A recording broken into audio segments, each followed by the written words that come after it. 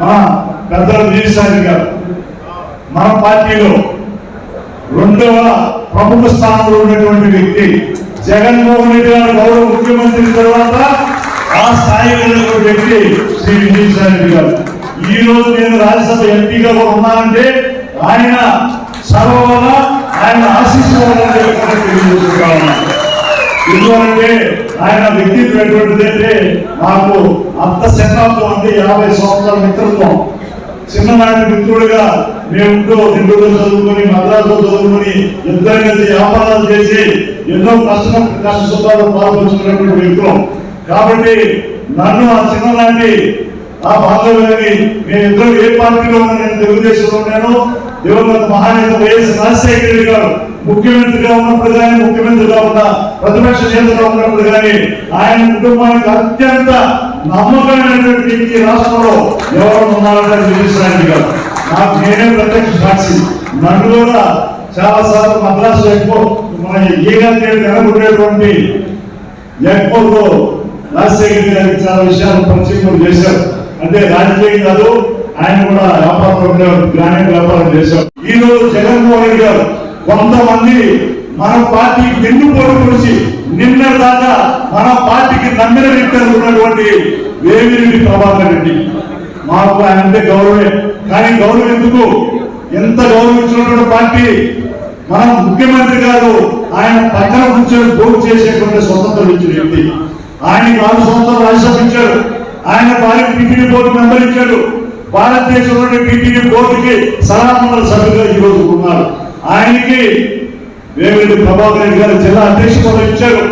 ఇంకా ఎంతో ఉన్నత స్థానాలు ఇస్తే చివరి క్షణంలో ఒక మైనారిటీకి, ఒక ముస్లిం సోదరుడికి నెల్లూరు నియోజకవర్గ ఎమ్మెల్యే సీట్ ఇచ్చారని చెప్పి అడిగి ఈ రోజు మన పార్టీలో సామాజిక న్యాయం ఉంది కాబట్టి అది బీసీ, ఎస్సీ, ఎస్టీ, మైనారిటీలకి ప్రాధాన్యత ఇవ్వడం తప్పదని చెప్పి జగన్మోహన్ రెడ్డి గారు అన్నారని చెప్పి ఆయన అడిగి అతనికి ఎక్కాడు.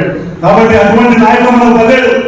ఈ రోజు పార్టీని తలనే విధంగా ఈ రోజు 2వ స్థానంలో మన పార్టీ ఉన్నటువంటి విజయసాయి రెడ్డి గారిని, ఎంతో అనుభవం లేనటువంటి వారిని మన పార్టీలో కానీ మన అధికార యంత్రాంగంలో కానీ శాసించేటువంటి వ్యక్తి విజయసాయి రెడ్డి గారిని తన ప్రియమైనటువంటి అభ్యర్థిగా మన నెల్లూరు జిల్లాకి పంపించడం మనంతా గర్వకారణాన్ని కూడా తెలియజేసుకుంటా ఉన్నాను.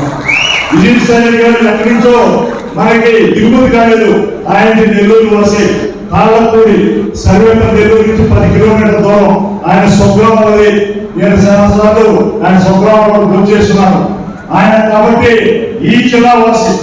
ఆయన చాలా సందర్భాల్లో మాట్లాడుతూ నాకు రాజ్యసభ కంటే కూడా ఇంకా 5 సంవత్సరాలు ఉంది. నాకు 5 సంవత్సరాలు రాజ్యసభ 6 సంవత్సరాలు అయితే సంవత్సరం మాకు పూర్తయింది. ఇంకొక 5 సంవత్సరాలు ఆయన రాజ్యసభ ఉన్నా నాకు ప్రత్యక్ష రాజకీయాల్లో ప్రజలకు సేవ చేసే అవకాశం పార్టీ కార్యకర్తలకి దగ్గర నుండి వాళ్ళు నా సేవలు అందించడానికి సిద్ధం అని చెప్పి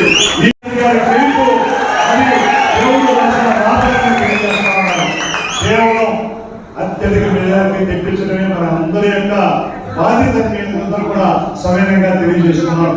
ఎందుకంటే నేను ఈ పార్టీలోకి వచ్చి ప్రతాప్ రెడ్డి ఈ పార్టీలో ఉండి మన పార్టీలో 2వ స్థానంలో రాష్ట్రంలో ఉన్నటువంటి విజయసాయి రెడ్డి గారు మన పార్లమెంట్ అభ్యర్థి అయిన తర్వాత ఇక్కడ మనకు అత్యధిక మెజారిటీ జిల్లాలో అంటే ఇక్కడ ఈ నియోజకవర్గం రాకపోతే మాకు కూడా చిన్న మన కూడా దయించి అర్థం చేసుకోండి.